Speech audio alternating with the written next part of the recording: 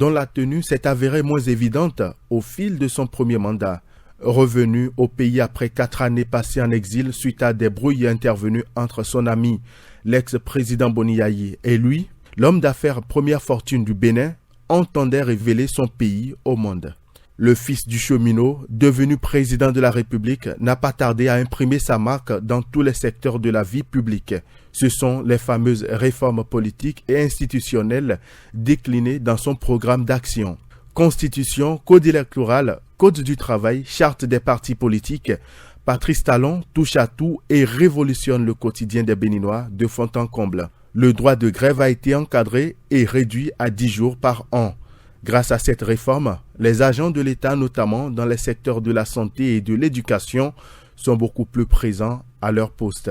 Dans son premier quinquennat, la lutte contre la corruption prend un réel envol. Plusieurs leaders de la classe politique poursuivis pour corruption et détournement de deniers publics sont en prison ou en exil. Sur le plan économique et infrastructurel, son action ne tarde pas à porter ses fruits. Le Bénin a en effet quitté le rang des 25 pays les plus pauvres de la planète en 2020 après 4 années de gestion. La note du pays est passée de B2 à B1 avec perspective stable selon la dernière notation de l'agence Moody's. De nombreuses routes ont été construites ou sont en cours de construction à travers le projet asphaltage entre autres. De 0 MW avant 2016, le Bénin est passé à 127 MW en 2019 et ambitionne désormais devenir exportateur d'énergie électrique à l'horizon 2025 grâce à son leadership. Le secteur de l'eau a également bénéficié de la touche de l'homme de la rupture qui a mobilisé près d'$1 milliard au cours de son premier mandat. Il ambitionne assurer la couverture intégrale du pays en eau potable à l'horizon 2023. Si l'Assemblée rencontrait du succès dans ces différents secteurs, le premier entrepreneur élu à la tête d'un État en Afrique de l'Ouest fait en revanche face à des résistances sur le front politique.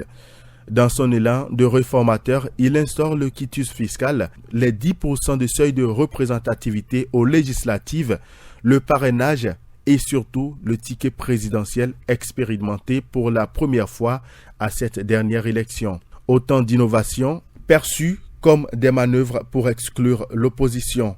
Son prédécesseur et ancien partenaire politique Boni Yayi porte la résistance, mais le compétiteur né, comme il aime se qualifier, fonce et abandonne les barons de la classe politique béninoise dans sa déboulée. Seule certitude après 5 années de gestion empreinte de fermeté et de rigueur, le Bénin de 2021 n'est pas celui de 2016. Le président entend maintenir la dynamique. Élu face à 2 duos considérés comme des faire-valoir, il dispose de 5 années de plus pour achever ses nombreux chantiers et surtout rassembler un pays profondément divisé sur la pertinence ou non